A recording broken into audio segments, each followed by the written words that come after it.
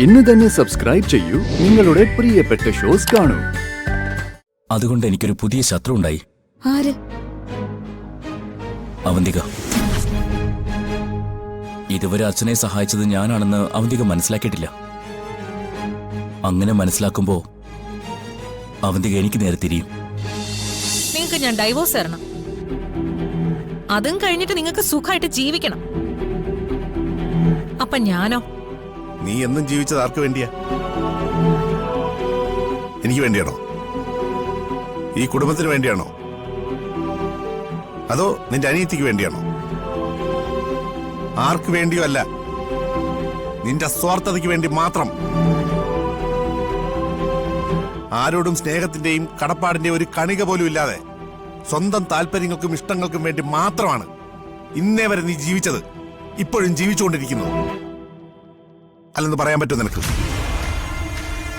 നിങ്ങൾ എന്തൊക്കെ പറഞ്ഞാലും ഈ ഡിവോഴ്സ് പെറ്റീഷനിൽ ഒപ്പിടുന്ന നിങ്ങൾ സ്വപ്നത്തിൽ പോലും വിചാരിക്കണ്ട.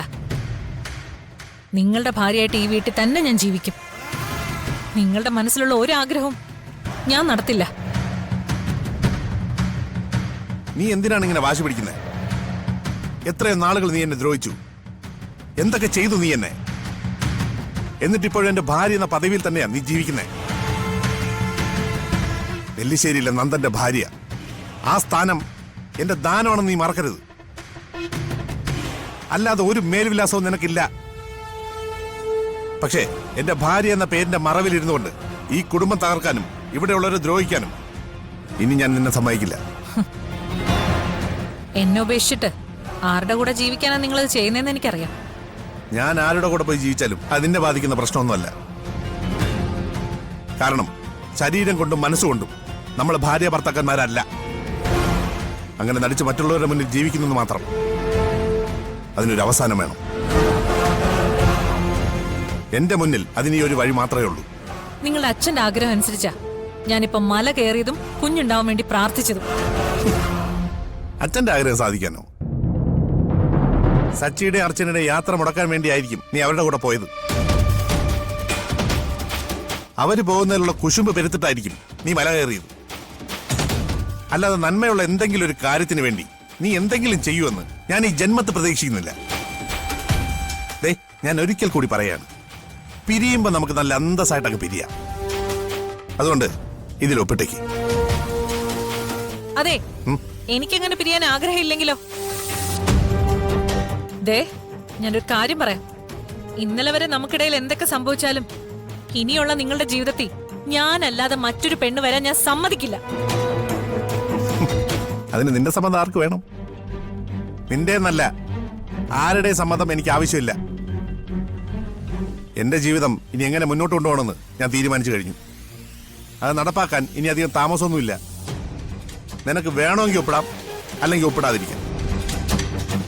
രണ്ടായാലും ഇനി എന്റെ ജീവിതത്തിൽ നിനക്കൊരു സ്ഥാനം ഉണ്ടായിരിക്കും.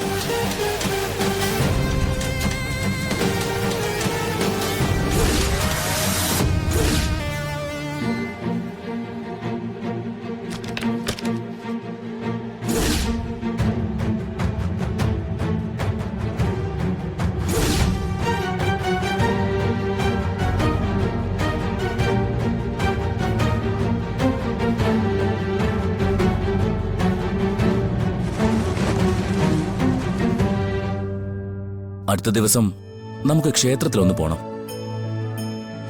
അച്ഛനടുത്ത് പോയതുപോലെ വല്ല മലയിലേക്കും ആണോ? അല്ല, നിങ്ങളുടെ കുടുംബക്ഷേത്രമില്ലേ അവിടെ. എന്താ ഇപ്പൊ പ്രത്യേകിച്ച്? വെറുതെ ഒരാഗ്രഹം, നിന്നെയും കൂട്ടി അവിടെ വരുന്നു പോകാൻ.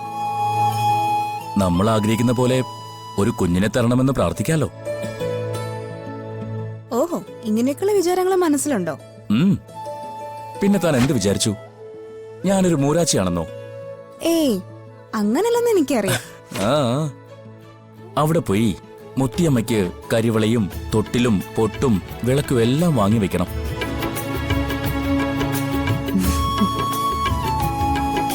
രണ്ടുപേരും കൂടെ നല്ല ജോലിയിലാണല്ലോ. ഇതൊക്കെ ഞാൻ ചെയ്തോളാന്ന് ഇവളോട് പറഞ്ഞതാ. പക്ഷെ കേൾക്കണ്ടേ? എന്ത് ചെയ്താലും അതിന്റെ അറ്റത്ത് ഇതുപോലെ വന്നേക്കും. ഞാൻ ധനുഷിനോടൊരു നന്ദി പറയാൻ വന്നതാ. എന്തിന്?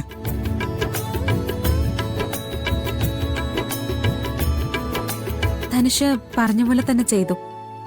ഒരു കുഴപ്പവും കൂടാതെ അച്ചുചേച്ചി നേർച്ചകളെല്ലാം പൂർത്തിയാക്കി. ധനുഷ് സഹായിച്ചില്ലായിരുന്നെങ്കിൽ ചേച്ചിക്കും സച്ചേട്ടനും അതൊന്നും ചെയ്യാൻ സാധിക്കില്ലായിരുന്നു. അതിന് ധനുഷ് എന്ത് ചെയ്തു? അതെ അതെ, ഞാനൊന്നും ചെയ്തില്ലല്ലോ. കഷ്ടപ്പെട്ട് അവര് മല കയറി ചെന്ന് വഴിപാടുകളൊക്കെ നടത്തി. അതില് ഞാനൊന്നും ചെയ്തിട്ടില്ല. ചെയ്ത കാര്യങ്ങളുടെ ഒന്നും ക്രെഡിറ്റ് ധനുഷിന് ആവശ്യമില്ലായിരിക്കും. പക്ഷേ സത്യം എന്താണെന്ന് എനിക്കറിയാം. സ്നേഹേ, നിനക്കറിയാത്തതുകൊണ്ടാ. അച്ചുചേച്ചി ക്ഷേത്രത്തിലേക്ക് പോകുന്നതിന് മുൻപ് ധനുഷ് എനിക്കൊരു വാക്ക് തന്നിരുന്നു. എന്ത് വാക്ക്? തടസ്സങ്ങളൊന്നും കൂടാതെ വഴിപാടുകളെല്ലാം നടത്തി വരാൻ ധനുഷ് സഹായിക്കാന്ന്. പറഞ്ഞ വാക്ക് ധനുഷ് പാലിച്ചു. നിങ്ങൾ രണ്ടുപേരും കൂടെ പറയുന്ന കാര്യങ്ങളൊന്നും എനിക്ക് മനസ്സിലാവുന്നില്ല. അതിന് അവർക്ക് ക്ഷേത്രത്തിൽ പോവാൻ എന്ത് തടസ്സം ഉണ്ടായിരുന്നേ? ആ തടസ്സം എന്തായിരുന്നെന്ന് ധനുഷിനറിയാം. അത് മാറ്റിയതും ധനുഷ് തന്നെയാണെന്ന് എനിക്ക് ഉറപ്പുണ്ട്. താങ്ക്സ് ധനുഷ്. സമയം പോലെ ധനുഷ് അത് സ്നേഹിക്കുന്ന പറഞ്ഞു കൊടുത്താൽ മതി. എന്നാ ശരി, നിങ്ങളുടെ ജോലി നടക്കട്ടെ.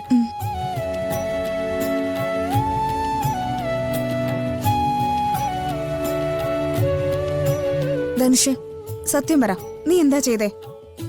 അർച്ചനടുത്തേക്ക് മല കയറി വഴിപാട് നടത്താൻ എന്തായിരുന്നു തടസ്സം? അവന്തിക തന്നെയായിരുന്നു ആ തടസ്സം. ധനുഷ് എങ്ങനെയാ ആ തടസ്സം മാറ്റി? ഒരു ചെറിയ ഡോസ് കൊടുത്തു. അതോടെ അർച്ചനയ്ക്ക് മുൻപിലെ എല്ലാ തടസ്സങ്ങളും മാറി. അത് ശരി. അപ്പൊ അതായിരുന്നല്ലേ ടെൻഷൻ അടിച്ച് ഈ റൂമിൽ നിന്ന് പുറത്തിറങ്ങാതെ ഫോൺ വിളിയും കാര്യങ്ങളൊക്കെ. ഇപ്പോഴല്ലേ എനിക്ക് കാര്യങ്ങൾ മനസ്സിലായത്. നിനക്ക് ഓർമ്മയില്ലേ, നീ ചിക്കൻ പോക്സ് വന്ന് ഇവിടെ കഷ്ടപ്പെട്ട സമയത്ത് അർച്ചന മാത്രമേ ഉണ്ടായിരുന്നുള്ളൂ നിന്റെ സഹായത്തിന്. അവർക്ക് വേണ്ടി നമ്മൾ എത്രയെങ്കിലും ചെയ്യണ്ടേ? അർച്ചനടുത്തേക്ക് വേണ്ടി നമ്മൾ എന്തൊക്കെ ചെയ്താലും അതൊന്നും മതിയാവില്ല. അത്രയ്ക്ക് ദയ എന്നോട് കാണിച്ചത്. ഈ ജന്മത്ത് എനിക്കത് മറക്കാൻ പറ്റില്ല. പക്ഷേ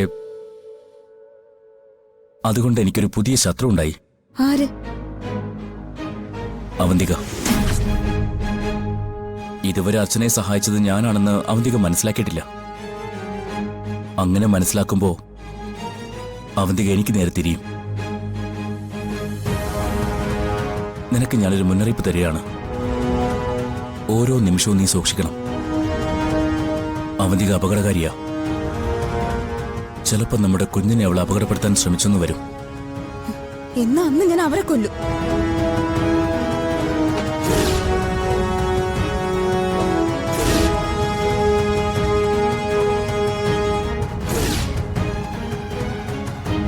നീ കൊല്ലേണ്ടി വരില്ല. മിക്കവാറും അവന്തികയുടെ മരണം സംഭവിക്കാൻ പോകുന്നത് എന്റെ കൈകൊണ്ടായിരിക്കും. എന്റെ കുഞ്ഞിനെ തൊടാൻ അവൾ ശ്രമിച്ച അവളുടെ ജീവൻ ഞാൻ എടുത്തിരിക്കും.